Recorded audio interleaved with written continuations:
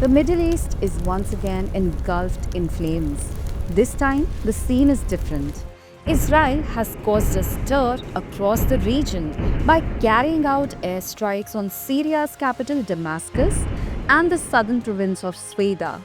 Israel claims that these attacks were made to protect the Druze community, a minority in Syria, which has recently been caught up in clashes with the Bedouin tribes. Sweden, considered the stronghold of the Druze community, witnessed violence when a Druze youth was attacked and the government's role became suspicious.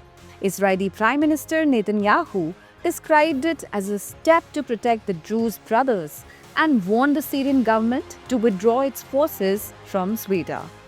The Israeli attacks in Damascus have posed a new challenge to the heart of Syrian power. The Ministry of Defense buildings were targeted and many civilians were killed in several bomb explosions. According to the Syrian Ministry of Health, one person was killed and 18 were injured. Amid these attacks, local people were seen running on the streets in fear and panic. It was also reported that missiles hit close to the government's military headquarters and the presidential palace. Now the question is, who exactly is the Druze community? The Druze are a secretive religious minority whose roots trace back to the 11th century Islamic Shia sects. They are primarily spread across Syria, Lebanon, Israel, and the Golan Heights. In Israel, there are about 150,000 Druze citizens who play a significant role in the army and administration. This is why Israel maintains a deep social and cultural relationship with them. Israel has stated that it is taking action to protect the Druze community, but the question arises whether this is truly a humanitarian step or a strategic move. Syria now has a new government under the leadership of President Ahmed al-Shara, who took power in December 2024 after ousting former President Bashar al-Assad. However, the new government is not yet viewed with trust, especially by religious minorities. In regions like Sweda, where the Druze community has long enjoyed autonomy, the government's control is still weak. After the recent violence, fierce clashes took place between Druze fighters and the government army, resulting in hundreds of casualties on both sides. Amidst this tension, the US has also become active. US Secretary of State Marco Rubio claimed that due to their mediation, a ceasefire was achieved in Sweden. Under the agreement, Syrian forces will withdraw and state administration will be restored. But the question now is, how long will this peace last? This development is also important for India. First, the safety of millions of Indian expatriates in the Middle East is a concern. Additionally, this may have a direct impact on energy supplies and oil prices.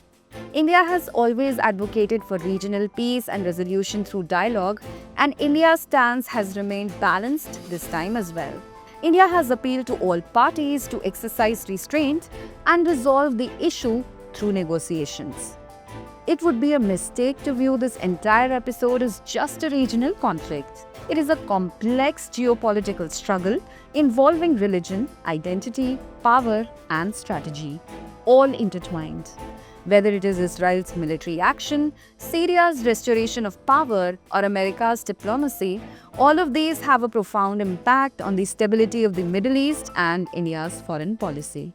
The question is this a humanitarian intervention or a geopolitical gambit? Will the Druze community truly feel safe this time, or is it just another political experiment? And India, which has always advocated for peace and stability, will it be able to extract any diplomatic benefits from this entire episode? Recently, France officially handed over its last two military bases in Senegal, ending more than 65 years of military presence in West Africa. This move comes as part of France's withdrawal from its former colonies, including countries like Mali, Burkina Faso, and Niger, where rising jihadi conflicts have pushed these nations away from France. Senegal's president, Bassirou Diomaye Faye, had requested the withdrawal of troops by 2024 to 2025 so that the country could become more self-reliant and sovereign. Now, France's only military presence in Africa will be in Djibouti. On 17 July 2025, the US Senate approved President Donald Trump's plan, which proposed a $9 billion cut in foreign aid and public broadcasting, passing by a vote of 51 to 48.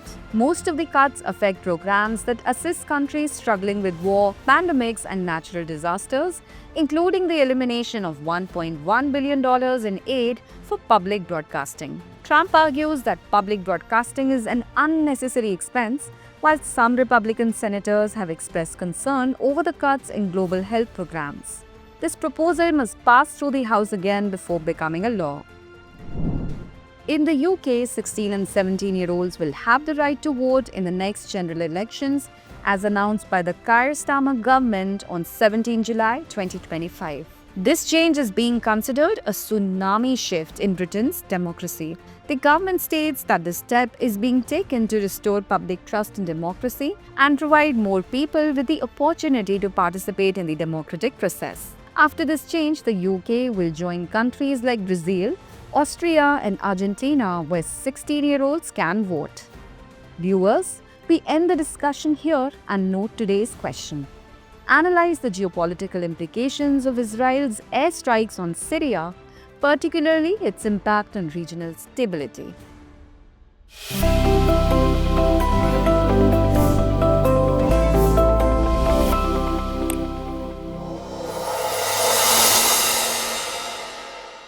For more informative content, like, share and subscribe, and do not forget to press the bell icon to get the notifications.